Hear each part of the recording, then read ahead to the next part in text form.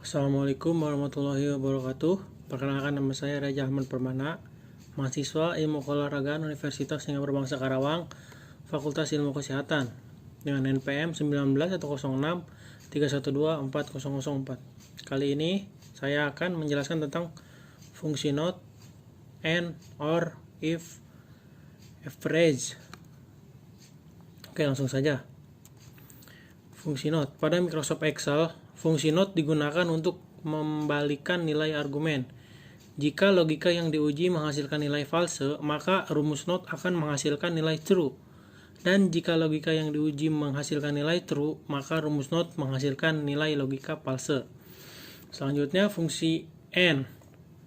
Fungsi and akan menghasilkan nilai true jika semua argumen bernilai benar.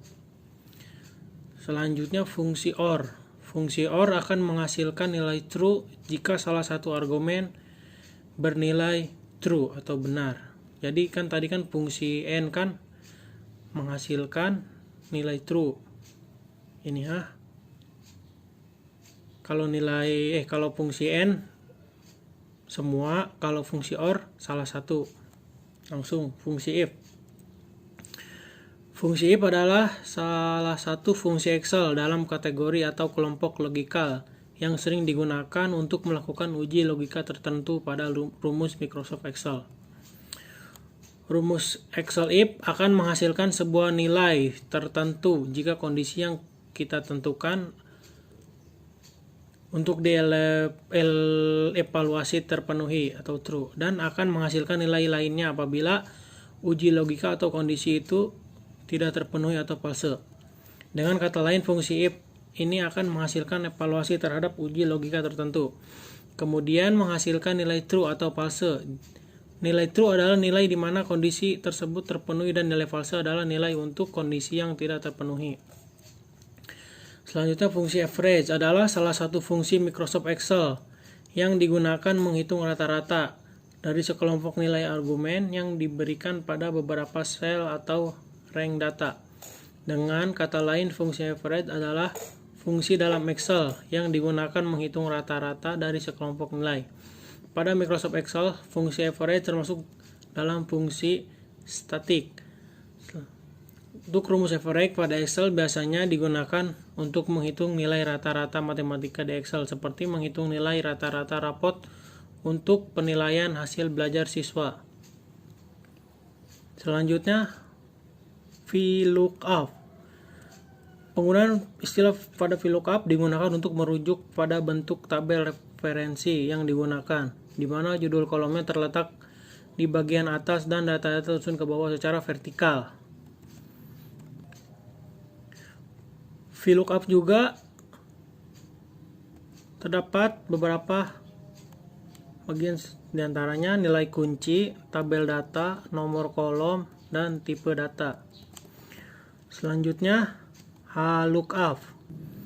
Fungsi HLOOKUP digunakan untuk mengisi data berdasarkan tabel referensi yang berbentuk baris atau horizontal. Berbeda dengan VLOOKUP. Kalau VLOOKUP yaitu vertikal, kalau HLOOKUP horizontal. Tentu berbeda dengan bentuk yang telah kita bahas di atas.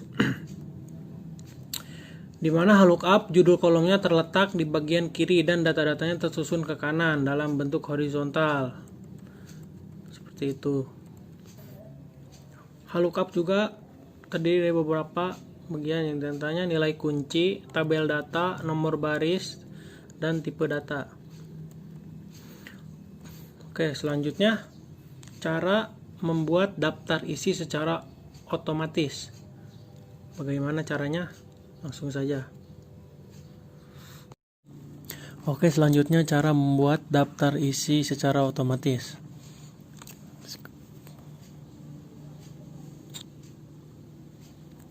Oke, langsung saja. Caranya yaitu, pertama, siapkan dulu makalahnya. Nah, ini bagian data isinya kosong ya. Nah, kemudian pada judul, subjudul, subbab, misalnya bab 1 contohnya blog, kemudian pilih atas heading 1. Ininya bisa dirubah ya, bentuk hurufnya.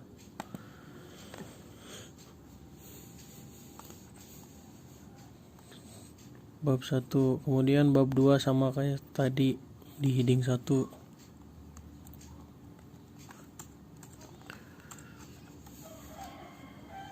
Selanjutnya blok, pilih heading 1 yang di atas.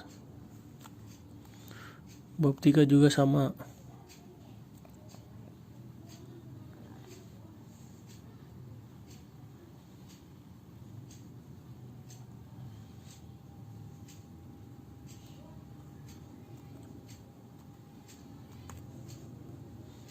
Blok, pilih heading 1.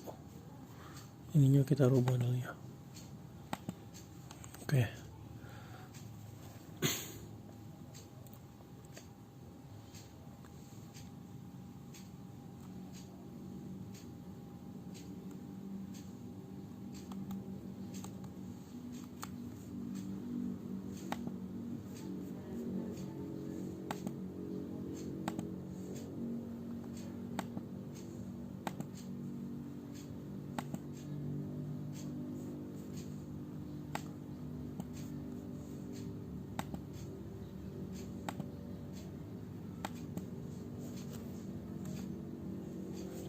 Oke, jika sudah, selanjutnya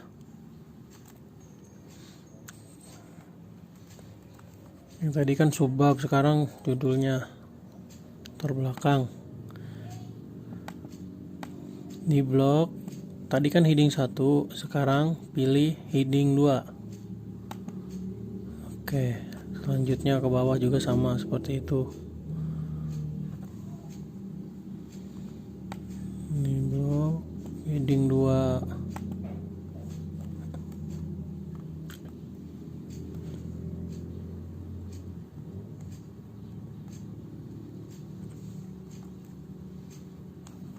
Ini juga sama, heading 2.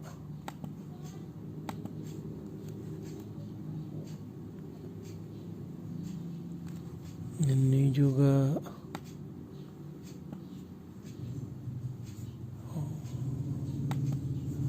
ini heading 2.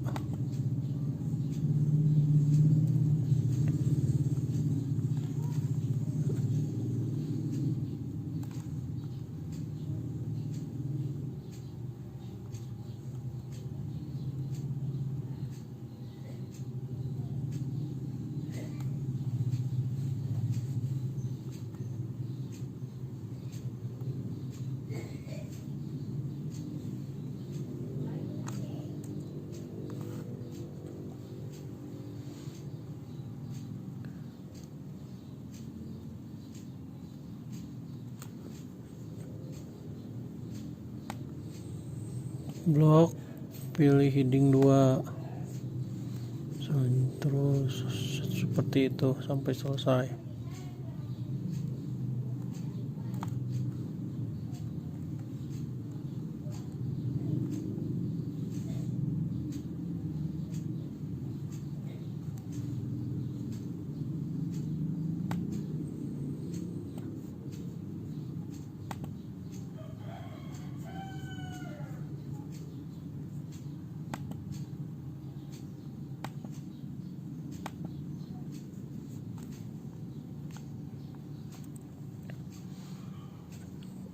Setelah tadi judulnya di heading 2, sekarang heading 3 pada bagian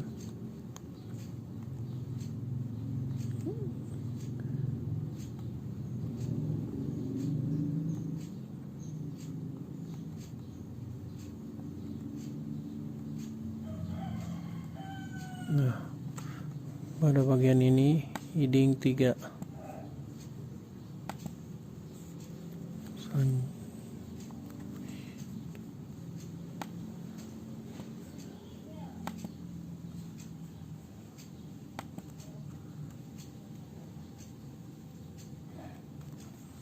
Sama ya, heading 3 ya.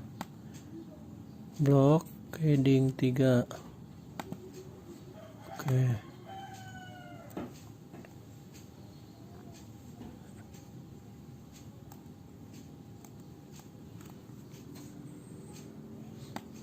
Blok heading 3.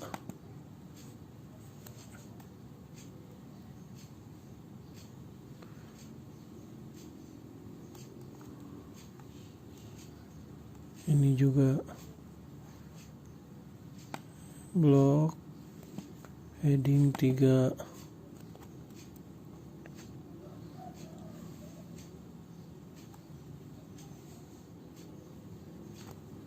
Ini juga sama, blok heading 3.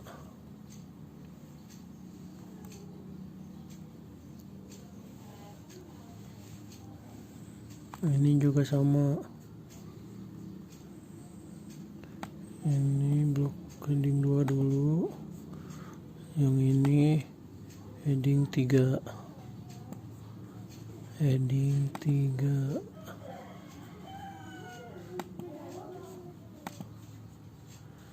Dan yang ini heading 3.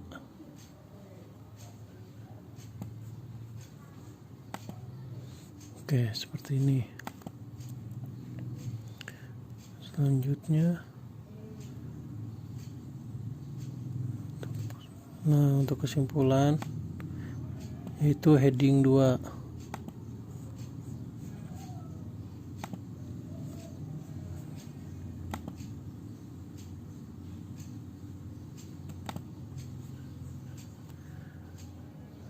Dan saran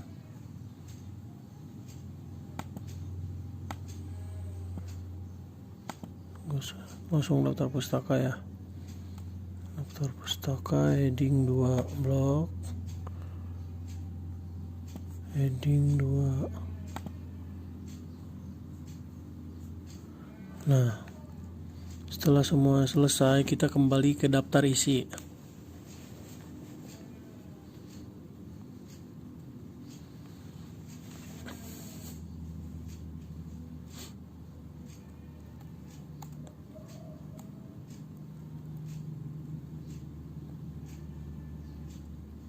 Nah, setelah kita daftar isi, kemudian ini klik reference,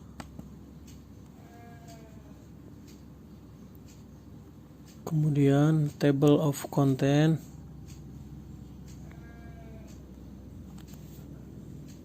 sini ya, table of content. Kemudian pilih automatic table 1, maka daftar isi akan tertulis dengan sendirinya. Untuk ininya bisa dihapus ya, ininya juga bisa dihapus.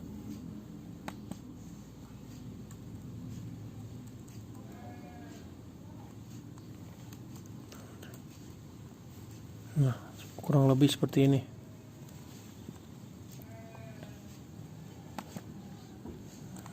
Daftar isi, membuat daftar isi secara otomatis. Ya, semoga bermanfaat. Terima kasih.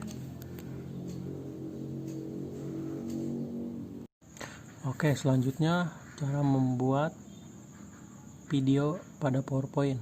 Yang pertama, siapkan PowerPoint-nya. Jika sudah, kita kembali klik file, kemudian export, create a video, yang ini ya, kemudian create video. Nah, save, kita ke file,